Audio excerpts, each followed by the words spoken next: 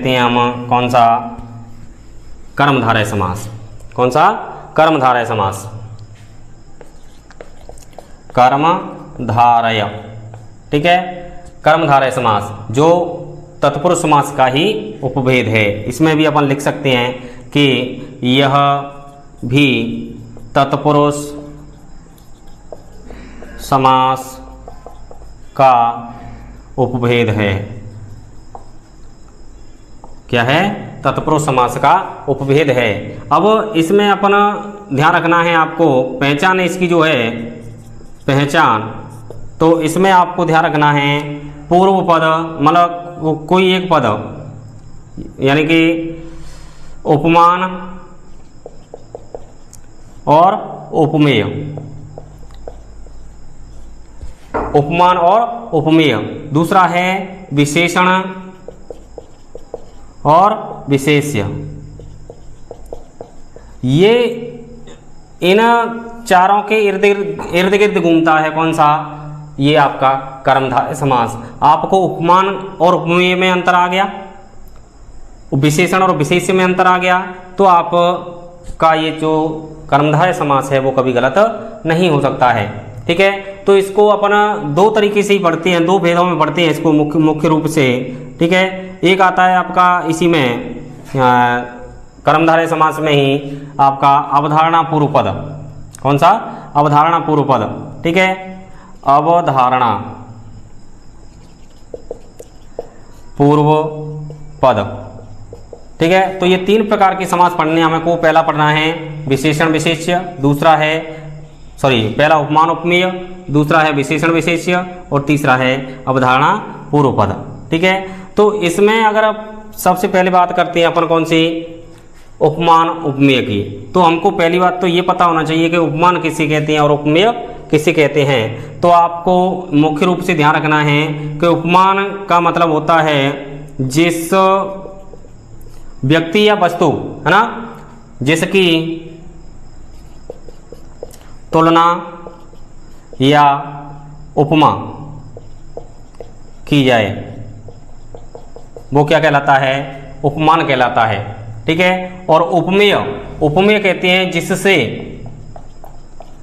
तुलना या उपमा की जाए। बस इतना, यानी कि मुख की तुलना अपन किससे कर रहे हैं, चंद्रमा से नहीं, जिससे, उल्टा लिखा दिया मैंने, ये आता है जिससे। ठीक है, और यहाँ आएगा आपका जिसकी, ये है। ठीक है, अब जैसे चंद्रमा और मुखो, तो मुख क्या है, उपमेय है। क्या है, मुखो उपमेय है, यानी मुखों की तुलना कर रहे हैं हम किससे, चंद्रमा से। तो चंद्रमा, अब दूसरी बात अपन ये सोच सकते हैं अपन, और सरल तरीके से इसके लिए समझ सकते हैं कि जो पास की वस्तु होती है, हैं, अब जैसे इसको अपन मान सकते हैं दूर की वस्तु, दूर की वस्तु। ठीक है, और इसको मान सकते हैं अपन क्या, पास की वस्तु। पास की वस्तु यानी जिसको अपन नज़दीक से देख रहे हैं या जिसको अपन स्पर्श कर रहे हैं। ठीक है, तो जो पास की वस्तु है वो तो कहलाती है उपमेय, और जो दूर की वस्तु है वो कहलाती है उपमान। ठीक है, तो ये आपको अब ध्यान रखना है। तो सबसे पहले अपन इसके बारे में लिखेंगे कि ये नंबर 1 डाल के इसमें इसका जो परिभाषा है किसकी, कर्मधारय समास की, उपमान उपमेय कर्मधारय। पहला कौन सा है हमारा, उपमान उपमेय कर्मधारय। हालांकि आपको ये अलग से भेद नहीं बतानी है, केवल आपको कर्मधारय समास का ही नाम लिखना है। तो इसमें आपको ध्यान परिभाषा में लिखना है कि एक पद, एक पद का मतलब कोई सा भी, कोई भी, यानी कि चाहे वो पूर्व पद हो सकता है अथवा उत्तर पद हो सकता है। एक पद उपमानवाचक, ठीक है, एक पद उपमानवाचक, और एक पद कोई भी कैसा हो, उपमेयवाचक। एक पद उपमानवाचक और एक पद उपमेयवाचक होता है। ठीक है, अब बात आती है विग्रह की। विग्रह कैसे करेंगे इनका? विग्रह करते समय उपमेय, जो उपमानवाचक पद है, उपमानवाचक हमारा, ठीक है, उपमान वाचक पद के तुरंत बाद एवं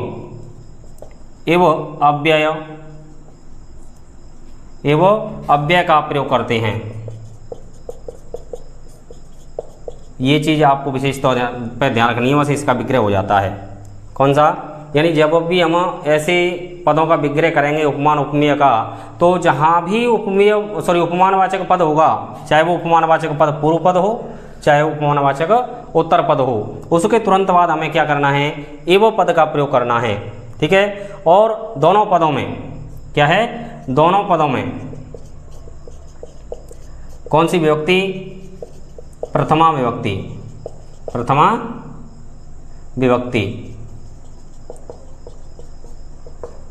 दोनों पदों में प्रथमा विभक्ति का प्रयोग करना है। और उपमानवाचक पद जहाँ भी आए, पूर्व पद में आए तो एव शब्द दोनों के बीच में आ जाएगा, और अंत में आता है तो एव शब्द दोनों के बाद में आ जाएगा। लेकिन एव का अर्थ क्या होता है? एव का अर्थ होता है के समान, ठीक है, या कह सकते हैं अपन की तरह है, ठीक है, या तो के समान या की तरह, ठीक है। तो ये चीज़ आप विशेष तौर पर ध्यान रखना है कि जब भी हम इसके कर्मधारय समास के उपमान उपमेयवाचक शब्दों का विग्रह करेंगे, तो जहाँ भी उपमानवाचक पद है उसके तुरंत बाद हमें इव अव्यय का प्रयोग करना है। जैसे उदाहरण एक यही लिख लेते हैं, जैसे चंद्रमुखम, क्या है? चंद्रमुखम, ठीक है। तो यहाँ पर क्या लिखना है अपन को? चंद्र इव मुखम, क्या है? चंद्र इव मुखम, चंद्रमा के समान मुख। क्योंकि चंद्रमा क्या है? उपमानवाचक है, और मुख क्या है? उपमेयवाचक है। तो उपमानवाचक पद के जस्ट बाद हमने क्या किया? एव अव्यय का प्रयोग किया, ठीक है। इसी प्रकार से कर कमलम। अब यहाँ पर उपमानवाचक कौन सा है, उपमेयवाचक कौन सा है? तो ये ध्यान रखो कि नैदिक क्या है हमारे पास, ठीक है, वो क्या होता है? उपमेय होता है। तो कर और कमलम, तो ये तो हो गया उपमेय और ये हो गया उपमान। तो अपन के जहाँ उपमान है, द्वितीय पद है यहाँ पर उपमानवाचक, तो इसके बाद में लगाएंगे तो कर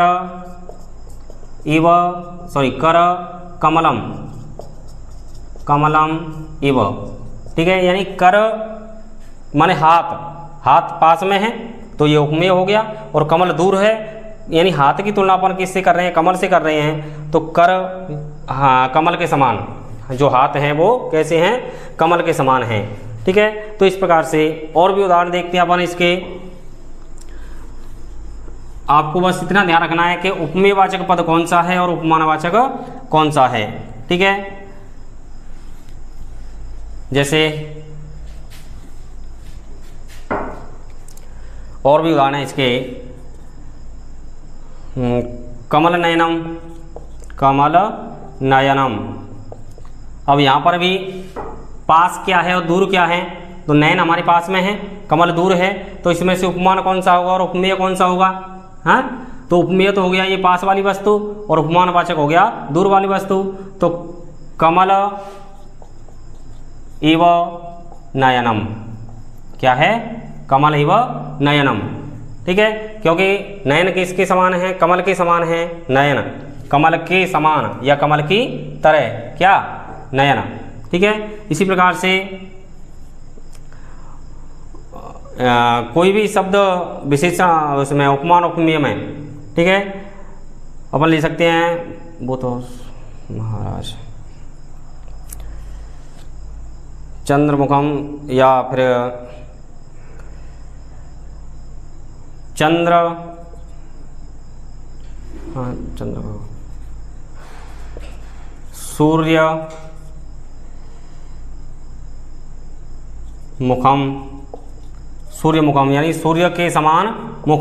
तो यहाँ पर सूर्य दूर हो गया और मुख पास में हो गया, तो सूर्य इव मुखम। ठीक है, यहाँ पर ये विशेष तौर पर आपको ध्यान रखना है कि उपमेय वाचक कौन सा है और उपमान कौन सा है। इसी प्रकार से जैसे घन श्यामः, क्या है, घन श्यामः। ठीक है, यहाँ पर घन माने बादल, श्याम माने काला, तो बादल कैसे हैं, काले हैं। ठीक है, अब यहाँ पर ये नहीं कह सकते बादल काले हैं। ठीक है, यहाँ पर है कि घन के यानी बादलों के समान काला, इसका अर्थ क्या निकलता है, बादल के समान काला। तो यहाँ पर घन ये दूर की वस्तु है। ठीक है, तो यह क्या हो गया, उपमेय हो गया, उपमान हो गया, और क्या है, काला। ठीक है, घन इव श्याम, क्या है, घन इव श्याम यानी बादल के समान काला। ठीक है, इसी प्रकार से आपको ध्यान रखना है, जैसे पुरुष व्याघ्र, क्या है, पुरुष व्याघ्र। अब पुरुष व्याघ्र के समान है या व्याघ्र पुरुष के समान है, हैं?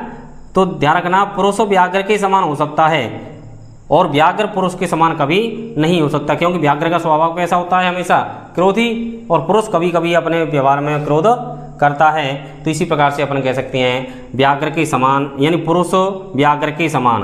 तो दोनों ही पुल्लिंग हैं, प्रथमा विभक्ति लगाएंगे, पुरुषः व्याघ्र इव। ठीक है, अब इसको अपन उल्टा करके लिख सकते हैं, व्याघ्र पुरुष। ठीक है, अब यहाँ पर पहले तो उपमानवाचक पद कहाँ पर था, बाद में था, और अब यहाँ पर उपमानवाचक पद पूर्व में आ गया। ठीक है, तो हमको जहाँ भी उपमानवाचक पद है उसके जस्ट बाद में क्या लगाना है, इव लगाना है। तो व्याघ्र इव और पुरुषः।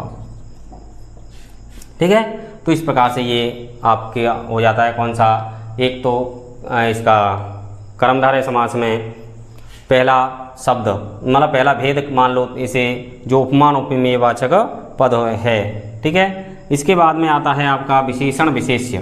क्या है, विशेषण विशेष्य। उसमें भी कोई ज़्यादा विशेष अंतर नहीं है, वो भी आपका इसी की तरह है, उपमान उपमेय की तरह है। तो इसको अपन पढ़ेंगे विशेषण विशेष्य कर्मधारय समास। विशेषण विशेष्य कर्मधारय समास। ठीक है, इसमें ये करें, चलो इसमें आपको लिखना है क्या, एक पद एक पद विशेषण, एक पद विशेषण तथा एक पद क्या होता है, विशेष्य होता है। एक पद क्या होता है, विशेषण, और एक पद विशेष्य होता है, चाहे वो आपका पूर्व पद हो सकता है या उत्तर पद हो सकता है। ठीक है, कोई सा भी हो सकता है। तो आपको ध्यान रखना है इनमें अपना विशेषण और विशेष्य, तो आपको लिंग और वचन ध्यान रखना है। आपको ध्यान रखना है जिस एक चीज़ ध्यान रखनी है, जिस लिंग पुरुष और वह वचन में, लिंग पुरुष व वचन में विशेषण पद होता है। क्या होता है, विशेषण पद। ठीक है, सॉरी, विशेष्य पद क्या होता है, विशेष्य पद होता है उसी लिंग पुरुष व वचन का विशेषण पद हो जाता है।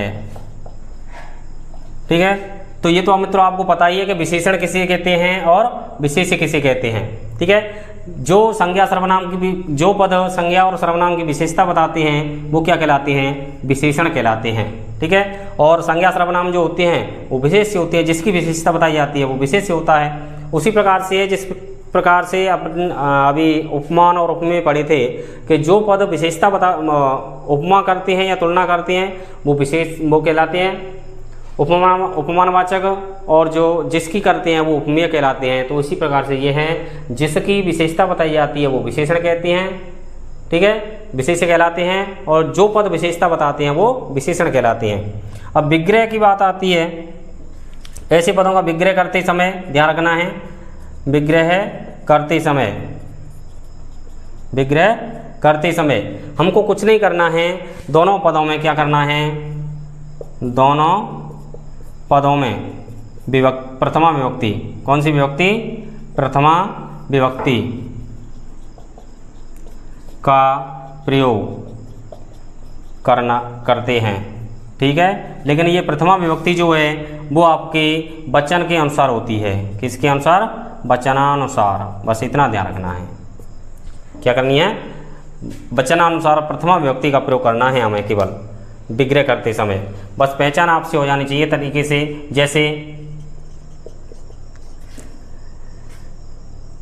जैसे महाराज, क्या है, महाराज, ठीक है, राजा की विशेषता बताई जा रही है यहाँ पर, राजा कैसा है, महान है, ठीक है, तो महान राजा, ठीक है, महान राजा।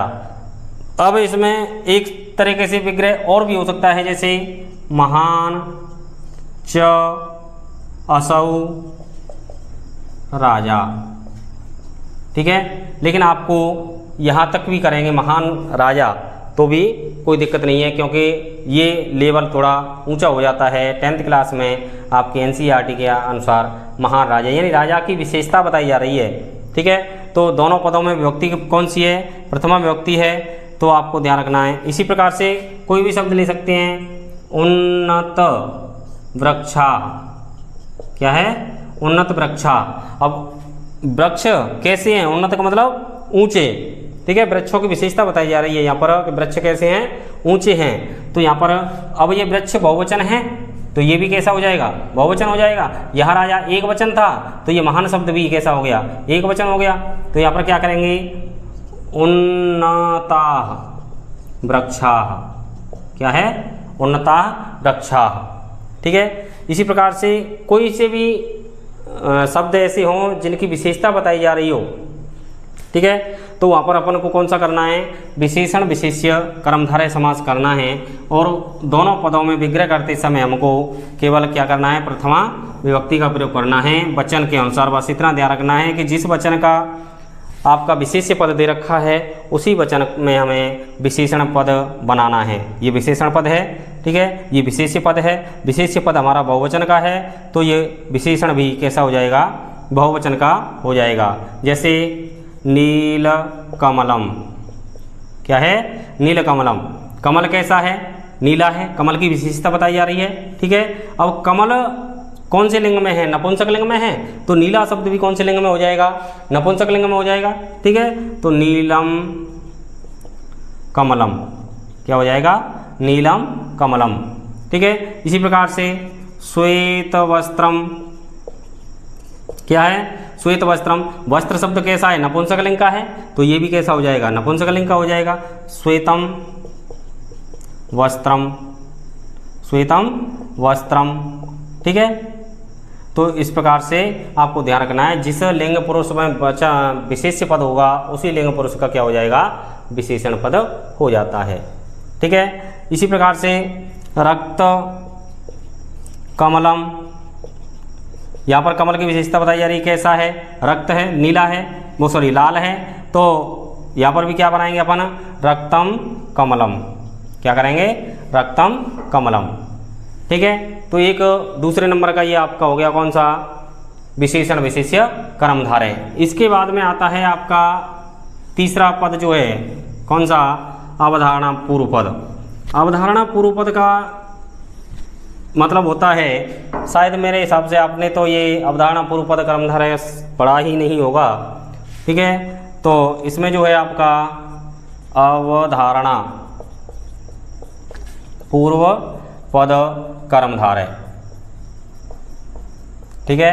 अवधारणा पूर्व पद कर्मधारय में आपको ध्यान रखना है, इसका पूर्व पद, इसका पूर्व पद अवधारणा, अवधारणा, अवधारणा का मतलब अपन मान सकते हैं सर्वे सर्वा, ठीक है। सर्वे सर्वा होता है यानी जो कुछ भी है वह पूर्व पद ही होता है, ठीक है। अवधारणा पद होता है, ठीक है। और उत्तर पद, उत्तर पद जो है वो संज्ञावाचक होता है। क्या है? संज्ञावाचक, ठीक है। अब विग्रह करते समय आपको ध्यान रखना है, यहाँ पर क्या करना है हमको? विग्रह, विग्रह करते समय दोनों पदों के मध्य या दोनों पदों में क्या करते हैं? प्रथमा विभक्ति का प्रयोग, प्रथमा विभक्ति का प्रयोग, ठीक है। और इसके बाद में दोनों पदों के मध्य,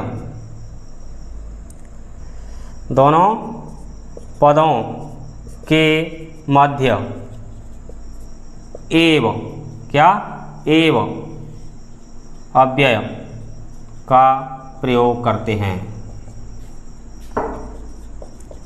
बस ये चीज़ आपको ध्यान रखनी है दोनों में, ठीक है। क्या? विग्रह करते समय पहली बात तो अपन दोनों पदों में प्रथमा विभक्ति का प्रयोग करेंगे, ठीक है। और दोनों पदों के मध्य में एव अव्यय का प्रयोग करना है। एव, एव का अर्थ होता है ही। क्या होता है? ही। जैसे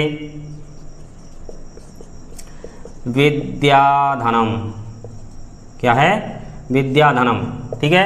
अब इसका जो पूर्व पद है विद्या एव धनम, ठीक है। विद्या एव धनम, विग्रह करेंगे अपन को, दोनों प्रथमा विभक्ति लगाएंगे, विद्या दोनों के बीच में एव लगा दिया, विद्या एव धनम, अर्थात विद्या ही धन है। क्या है? विद्या ही धन है, ठीक है। जैसे हम कहते हैं त्वमेव माता, क्या है? त्वमेव माता, तुम ही माता हो, तो इसमें तो अव्यय पद पहले से ही आ गया है ना। तो त्वम एव माता, ठीक है। तो इसका मतलब होता है कि जो एव है इसका अर्थ होता है ई, ही, ठीक है। पूर्व पद जो है त्वम, विद्या, ठीक है। जैसे जल जीवनम, जल जीवनम, तो यहाँ पर क्या है? जल ही जीवन है, जलम एव जीवनम, क्या है? जलम एव जीवनम, जल ही जीवन है। तो जहाँ पूर्व पद ही सब कुछ हो वहाँ पर क्या कहलाता है? अवधारणा पूर्व पद कर्मधारय, ठीक है मित्रों। तो इस प्रकार से ये होता है आपका कौन सा? कर्मधारय समास कंप्लीट। तो इस वीडियो में आपने दो समास पढ़े, द्विगु समास और कर्मधारय समास। मैं आशा करता हूँ आपसे कि ये दोनों ही समास आप अच्छी तरह से समझ चुके होंगे। धन्यवाद मित्रों, फिर मिलते हैं अगले वीडियो में अगले समास के साथ।